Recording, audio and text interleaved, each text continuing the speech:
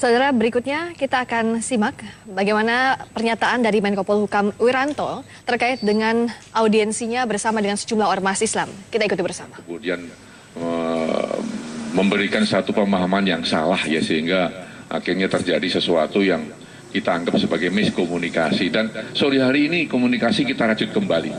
Ya, kita akan bersama-sama mempertahankan negeri NKRI ini ya dengan segala kemampuan kita, ya begitu. Nah, lalu tentunya teman-teman sekalian juga ingin mendengarkan bagaimana kira-kira kebersamaan kita untuk menghadapi pilkada yang sebentar lagi akan kita laksanakan bersama. Ya, kita tahu bahwa harapan rakyat tentunya pilkada ini berjalan dengan aman, tertib, lancar, sukses, kan begitu.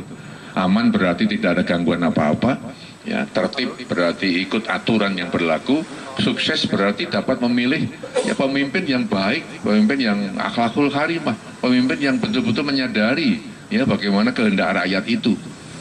Oleh karena itu tadi kita sudah bincang-bincang juga bahwa mudah-mudahan ya tanggal 11 yang isunya menakutkan masyarakat, ya isunya kan terjadi macam-macam, maka sore hari ini kita tepis bersama bahwa tanggal 11 ya mudah-mudahan tetap dapat kita jalani dengan kondisi yang aman, tertib, ya begitu. Karena nanti akan dijelaskan ya oleh Habib Rizik dan teman-teman tanggal 11 itu aktivitasnya apa.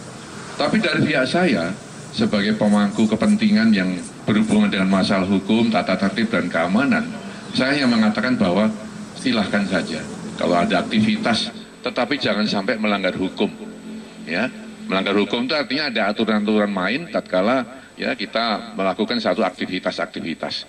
Nanti akan disampaikan dan tadi sudah kita bincangkan bahwa aktivitas yang dilakukan betul-betul tidak melanggar hukum yang sudah kita tentukan ya untuk masalah-masalah yang menyangkut unjuk rasa maupun menyangkut masalah pemilu atau pilkada itu. Ya, begitu. Lalu yang berikutnya saya juga menyampaikan bahwa pemerintah ya yang sekarang ini sedang membangun sesuatu kebaikan untuk masyarakat dalam hal ketertiban dan keamanan yang merupakan tugas saya akan tetap menegakkan hukum secara bermartabat ya. Hukum akan kita tegakkan tanpa rekayasa-rekayasa tertentu yang menyebabkan masyarakat itu mendapatkan kerugian dari penegakan hukum yang tidak benar. Hukum akan kita tegakkan secara proporsional ya begitu. Nah, sehingga dengan demikian maka sudah ada satu komitmen di antara kita bahwa ya mari kita menjalin satu hubungan silaturahim yang berkelanjutan ya, karena negeri ini bukan hanya hari ini tetapi akan terus berlanjut sampai nanti kita mencapai cita-cita nasional yang kita idamkan bersama itu. Ya, ini dari saya, nanti akan kita lanjutkan. Sementara saya serahkan Habib Rizik untuk menyampaikan hal yang ya dapat disampaikan pada hasil pertemuan pada sore hari ini. Terima kasih. Assalamualaikum warahmatullahi wabarakatuh. Bismillah, walhamdulillah, wassalatu wassalamu ala rasulillah wa ala alihi wa sahbihi wa mawalah. Terima kasih kepada Bapak Menko Polhukam, terima kasih kepada rekan-rekan media semua. Apa yang tadi baru saja disampaikan oleh Bapak Haji Wiranto itu sangat luar biasa dan itu merupakan hasil silaturahmi kami yang mana perlu saya tegaskan di sini, betul yang beliau katakan bahwa kami ini sudah bersahabat cukup lama. Selama ini kami saling membantu, berkomunikasi, berdiskusi, berdialog. Makanya kalau kemudian belakangan ini tiba-tiba komunikasi itu tersumbat, kemudian terjadi kesalahpahaman, maka saya melihat pertemuan kali ini luar biasa, bisa mencairkan semua kebekuan. Dan betul yang beliau sampaikan tadi bahwa kami baik di GNPF MUI maupun juga di FPI punya komitmen yang kuat tentang kebangsaan dan kenegaraan. Kami tetap bertekad untuk menjaga NKRI yang berdasarkan Pancasila dan Undang-Undang Dasar 1945 dengan semboyan Bhinneka Tunggal Ika.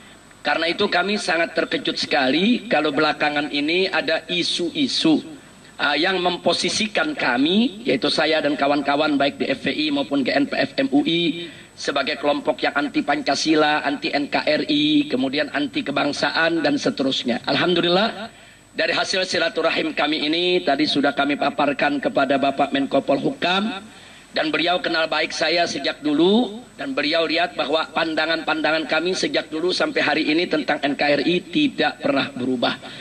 Nah, karena itu mudah-mudahan ke depan hubungan ini bisa semakin baik, komunikasi ini juga bisa semakin baik, agar tidak terjadi misunderstanding, tidak juga terjadi yaitu konflik yang bisa membahayakan daripada keamanan stabilitas politik di kita punya negeri ini. Karena itu saya sampaikan terima kasih kepada Bapak Menko Polhukam yang sudah membuka diri, yang sudah menerima silaturahim ini, dan kita sudah banyak berbincang dengan berbagai macam persoalan, dan alhamdulillah kita punya komitmen yang insya Allah akan bermanfaat untuk negeri ini.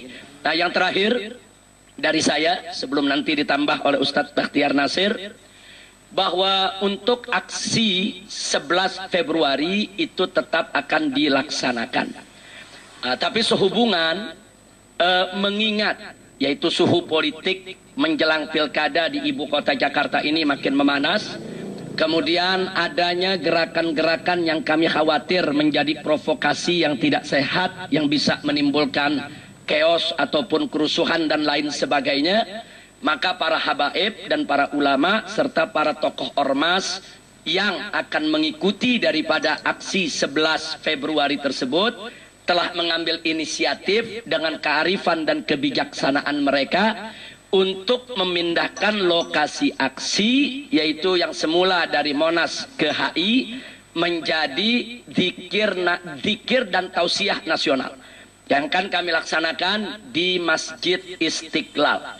Jadi sekali lagi ini betul-betul merupakan inisiatif ulama untuk menghindarkan hal-hal yang tidak bagus, karena kita tahu juga pada hari tersebut kebetulan juga ada dua paslon, yaitu calon gubernur DKI Jakarta yang akan melakukan kampanye terakhir, dan kedua paslon ini pun akan mengerahkan massa yang cukup besar yaitu pada kampanye terakhir. Nah, jadi kami tidak mau terjebak yaitu di dalam kampanye yang sedang dilakukan oleh kedua paslon ini. Maka itu akhirnya kami mengambil keputusan.